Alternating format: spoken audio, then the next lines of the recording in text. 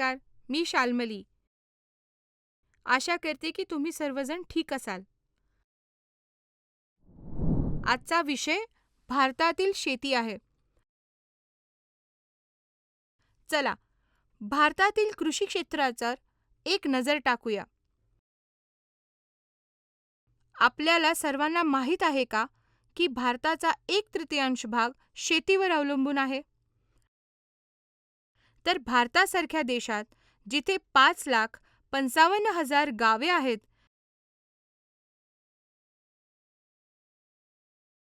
लोकांचा मूलभूत व्यवसाय शेती आहे.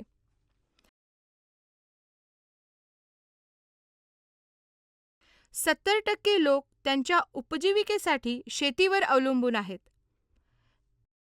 तर आता आपण भारतातील शेती पद्धतीचे विश्लेषण करणार आहोत. चला, शेती म्हणजे काय, शेतीचे किती प्रकार आहेत हे पाहूया. शिकण्याचे परिणाम. 1. भारतातील शेतीचे प्रकार. निर्वाह शेती, सघन शेती, व्यापक शेती,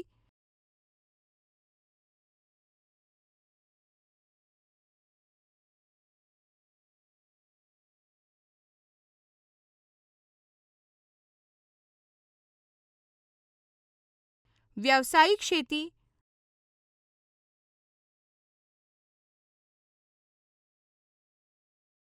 वृक्षारोपण शेती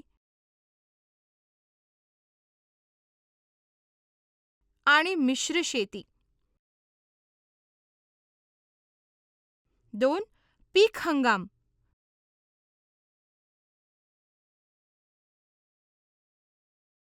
3. प्रमुख पिके. 4.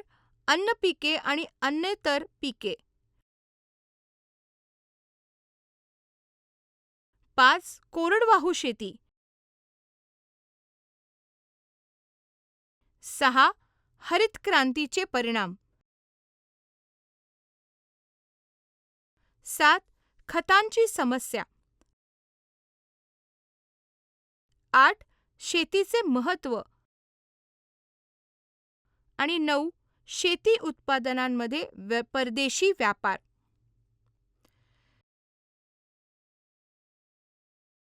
कीवर्ड्स. रासायनिक खत. खत म्हणजे एक नैसर्गिक आणि कृत्रिम पदार्थ ज्यामध्ये रासायनिक घटक असतात, जे वनस्पतींची वाढ आणि उत्पादकता सुधारतात. हरित क्रांती. अन्नधान्यांच्या उत्पादनात लक्षणीय वाढ ही उच्च उत्पादन देणाऱ्या जातींच्या परिचयामुळे होते.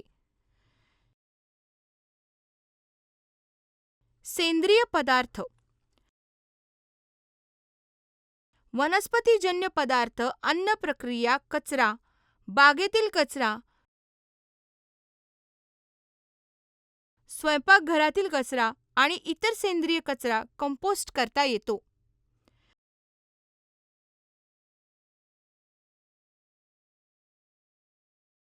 कोरडवाहू शेती. कोरडवाहू शेती ही हवामानाच्या अनियमिततेवर, विशेषतः पर्जन्यमानावर अवलंबून असलेली शेती आहे. आधुनिक शेती म्हणजे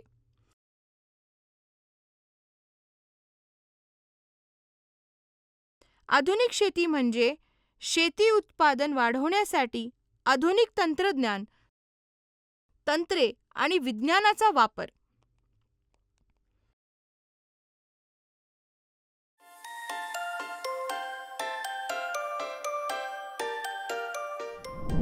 शेतीचे महत्त्व. भारतातील सुमारे 58% लोकसंख्येच्या उपजीविकेचा सार शेती आहे. भारतातील कृषी राज्ये उच्च दर्जाचे अन्नधान्य आणि इतर अन्नपदार्थांसह वाढतात.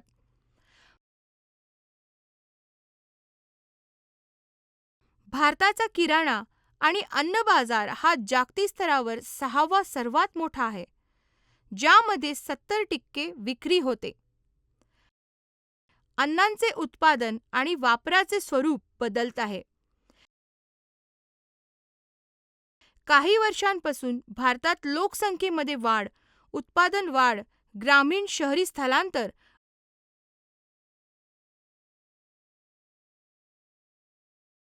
आणि ग्रामीण दरडोई उत्पादकतेत वाढ नोंदवली गेली आहे. या सर्व घटकांच्या वाढीसह अन्नाची मागणी देखील वाढली आहे.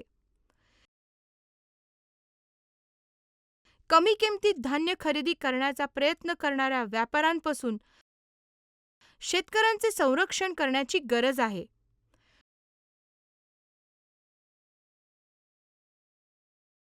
सरकारने किमान आधारभूत किंमत म्हणजे MSP निश्चित करण्याचा निर्णय घेतला आहे.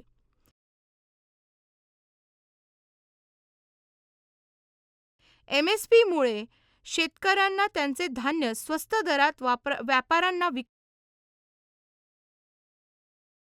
भाग पाडले जात नाही.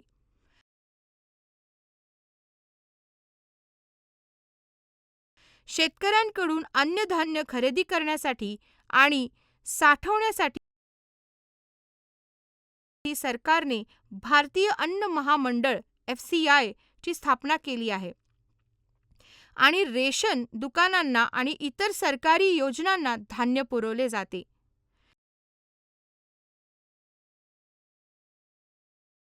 शेती ही आपल्या देशातील एक जुनी आर्थिक क्रिया आहे.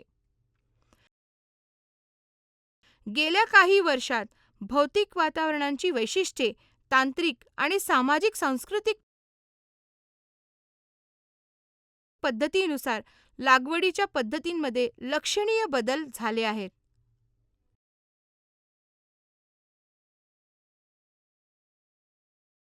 शेतींचे प्रकार. निर्वाह शेती. निर्वाह शेती ही शेतीचा एक प्रकार आहे ज्यामध्ये शेतकरी त्यांच्या वापरासाठी आणि त्यांच्या कुटुंबांच्या किंवा समुदायाच्या मूलभूत गरजा पूर्ण करण्यासाठी पिके घेतात आणि प्राणी पाळतात. सघन शेती. सघन शेती ही रसायने, यंत्रे आणि कामगार वापरून कमी जमिनीवर अधिक अन्न वाढवण्याचा एक मार्ग आहे.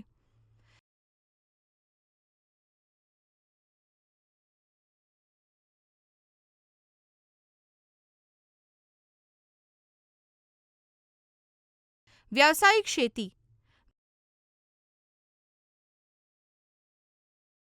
व्यावसायिक शेती शेतीमध्ये पिके आणि पशुधन मोठ्या प्रमाणात उत्पादित केले जातात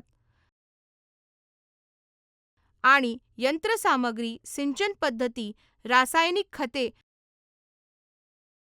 आणि इतर तंत्रज्ञानाचा वापर करून मोठ्या शेतात घेतले जातात. अशा उत्पादनांचे मोठ्या प्रमाणात उत्पादन करण्याचा प्राथमिक मुद्दा म्हणजे त्यांना इतर देशांमध्ये किंवा देशांमध्ये निर्यात करणे असते. वृक्षारोपण शेती.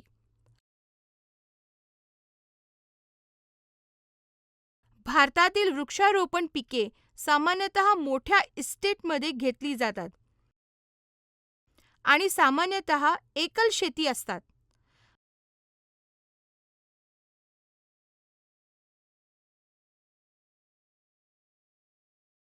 भारतात पिकवल्या जाणाऱ्या सर्वात सामान्य वृक्षारोपण पिकांमध्ये चहा, कॉफी, रबर, वेलची आणि ऊस यांचा समावेश आहे. ही पिके सामान्यतः देशातील उष्णकटिबंधीय किंवा उपोष्णकटिबंधीय प्रदेशात घेतली जातात, जिथे हवामान त्यांच्या लागवडीसाठी अनुकूल असते.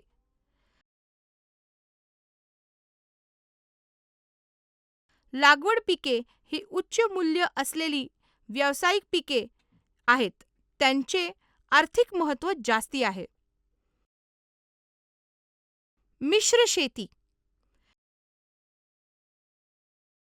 मिश्र शेती प्रणालीमध्ये एकाच शेतात शेती उत्पादन, पशुधन, कुक्कुटपालन, मत्स्यपालन, मधमाशी आणि इतर उपक्रमांचा समावेश होतो, जेणेकरून शक्य तितक्या मार्गांनी शेतकऱ्यांच्या गरजा पूर्ण करता येतील. पीक हंगाम. शेती पिके लागवडीसाठी ऋतू आणि नैसर्गिक संसाधनावर अवलंबून असतात, जसे की मातीचे पाणी आणि सूर्यप्रकाश. भारतात मुळा, खरीप आणि जैद हे 3 पीक हंगाम आहेत.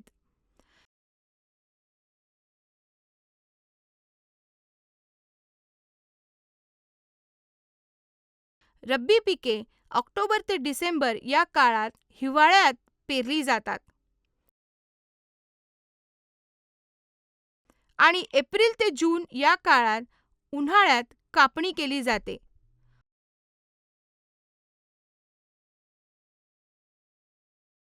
मुख्य पिके बार्ली, वाटाणे, हरभरा, मोहरी अशी आहेत.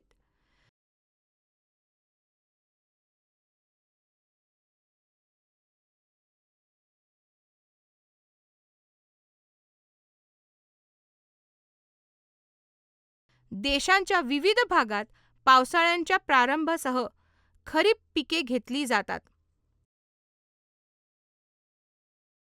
आणि सप्टेंबर-ऑक्टोबरमध्ये त्यांची कापणी केली जाते.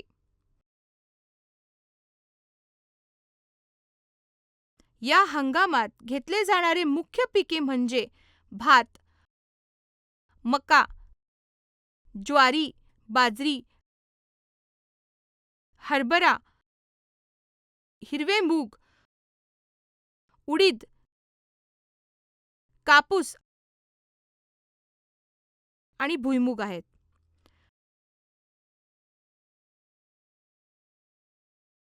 रब्बी आणि खरीप हंगामादरम्यान उन्हाळ्याच्या महिन्यात एक लहान हंगाम असतो, ज्याला जैद हंगाम म्हणतात. मुख्य पिके म्हणजे टरबूज, कस्तुरी, भाज्या आणि चारा पिके.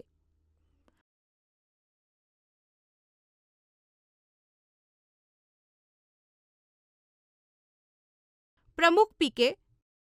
तांदूळ. भारतातील बहुसंख्य लोकांचे हे मुख्य अन्न पीक आहे.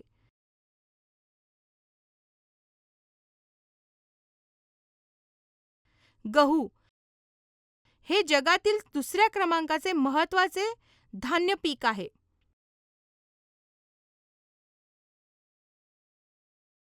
बाजरी. भारतात ज्वारी, बाजरी आणि नाचणी हे सर्वात महत्त्वाचे बाजरी पीक आहे.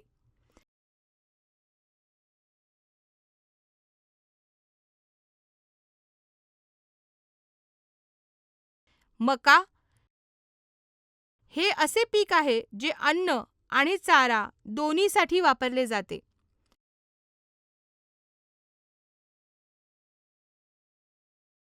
डाळी.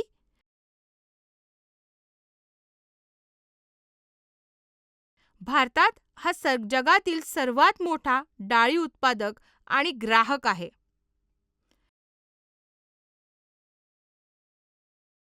अन्न पिके, अन्नेतर पिके. अन्न पिके म्हणजे ऊस, तेलबिया, चहा, कॉफी आणि फळे, भाज्या यासारखी बागायती पिके. अन्नेतर पिके म्हणजे रबर, फायबर पिके, कापूस आणि ताग. कोरडवाहू शेती.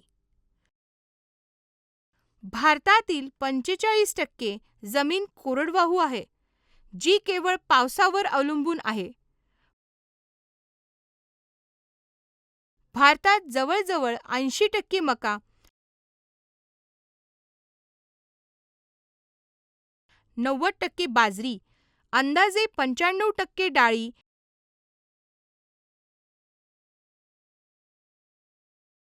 आणि 75% तेलबिया कोरडवाहू शेतीतून मिळतात.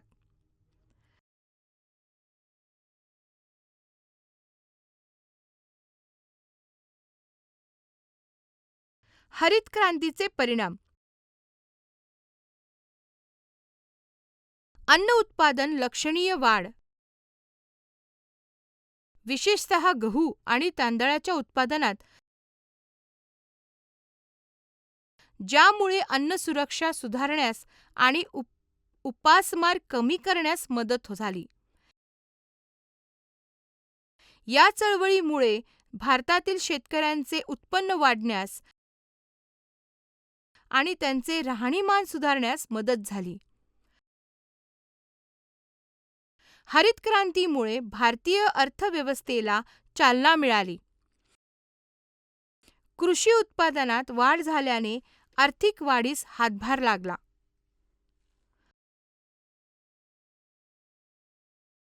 खतांची समस्या. रासायनिक खते जमिनीतील जीवाणू आणि इतर जीवजंतू नष्ट करू शकतात.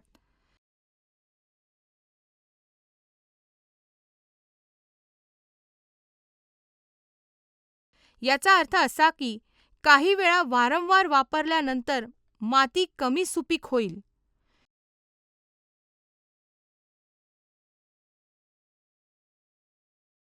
एकदा नष्ट झाल्यावर ती पुनर्रचित करणे हे खूप कठीण आहे. उच्च उत्पादन देणाऱ्या उच्च वन्यजीवांच्या मोठ्या प्रमाणात वापरामुळे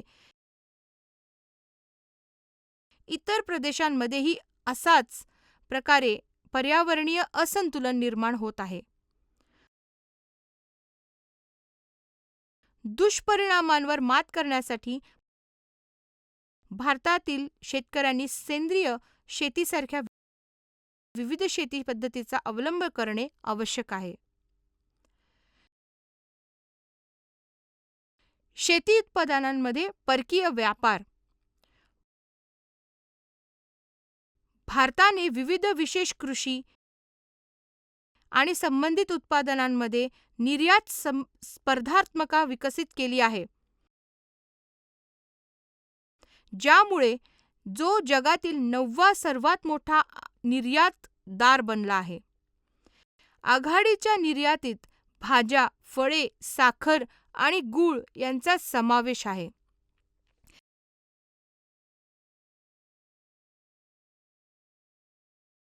विकसनशील देश यांच्या देशात उत्पादित होणाऱ्या पिकांच्या अधिक लक्षणीय आयातीला परवानगी देण्यासाठी भारतावर दबाव आणला जात आहे.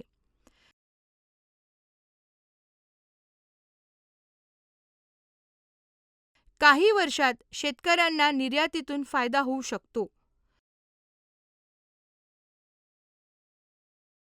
इतर वर्षात स्वस्त आयातीमुळे शेतकऱ्यांचे नुकसानही होऊ शकते आणि शेती उत्पादनांच्या कमीत कमी यश येऊ शकते.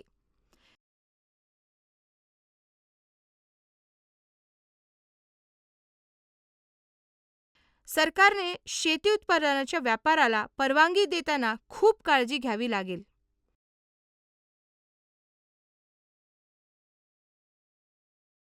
निष्कर्ष. शेती हे भारतीय अर्थव्यवस्थेचे सर्वात महत्त्वाचे क्षेत्र आहे आणि भारताचे कृषी क्षेत्र हे सर्वात मोठे उद्योग आहे. सतत बदल आणि विकास होत राहिल्याने आणि धोरणे लागू लागल्याने ते फक्त वर जाईल. देशाच्या आर्थिक वाढीमध्ये ते नेहमीच एक महत्त्वाचे घटक राहील. धन्यवाद.